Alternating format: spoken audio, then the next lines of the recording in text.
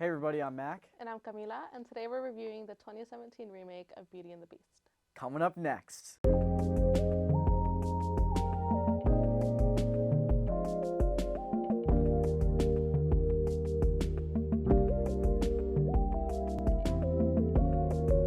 So Beauty and the Beast was made in 2017. It's obviously a live-action remake of the 1990s classic, and I don't really have too many negative things to say about this. The story hits close to home.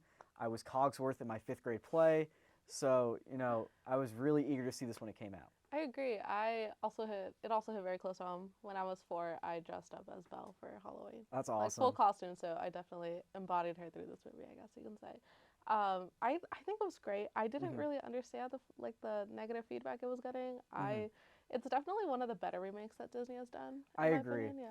Yeah. Yeah, I don't really know how I feel about, live action remakes. This is the first one I saw actually like in the theater, and it was such like a lively scene in there. It was packed and everybody loved it.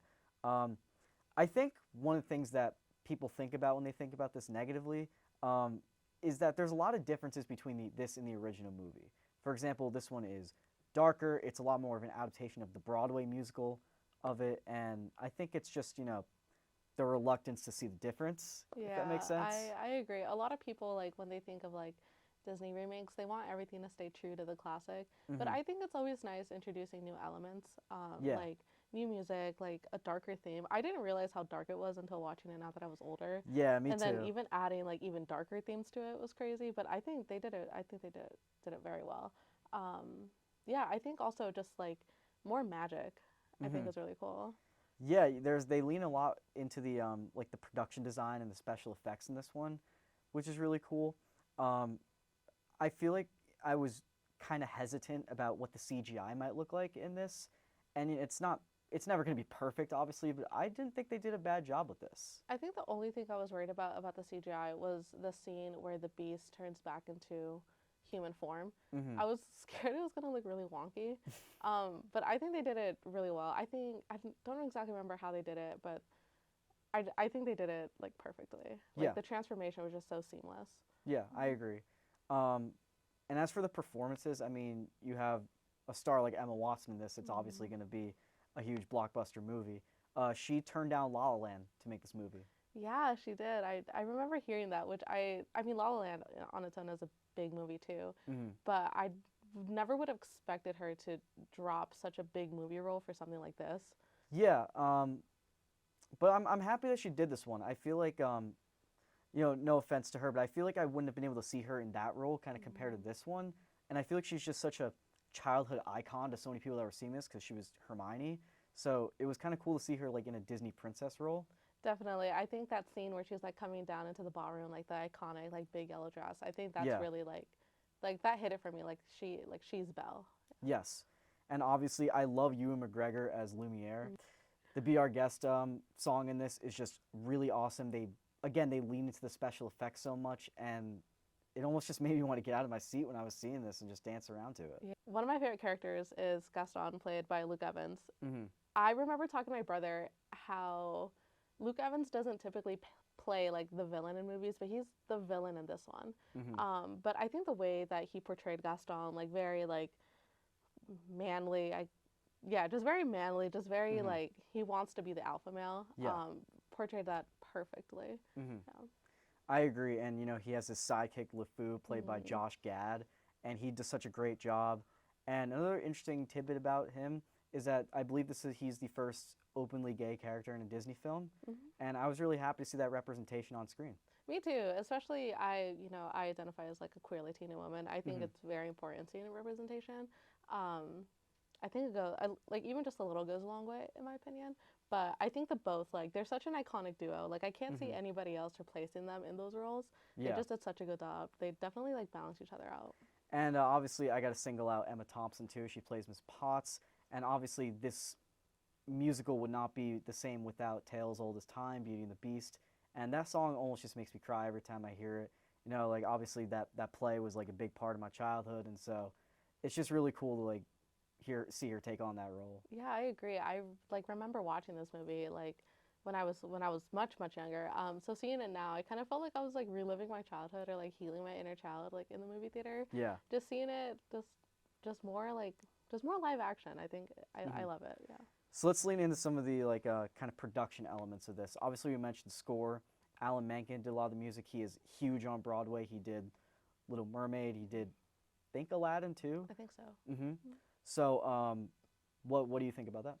I love that they stayed true to the original songs for most of the movie because as soon as like I already have all the songs memorized, but Yeah, as soon as fair. I went into the theater and as soon as it started playing, I was singing along like in my head and like just moving my lips to the music. I loved it so much. I think they did a very good job, but I saw that they also included like kind of more original songs too, which Yeah. also gave it like it kind of gave it like a sort of spunk to it. I thought it was cool. Yeah, and I definitely think that with musical adaptations, it's very hard to replicate what's on stage. And like I said, this is more of like an adaptation of the Broadway show rather than like leaning into elements of the original movie.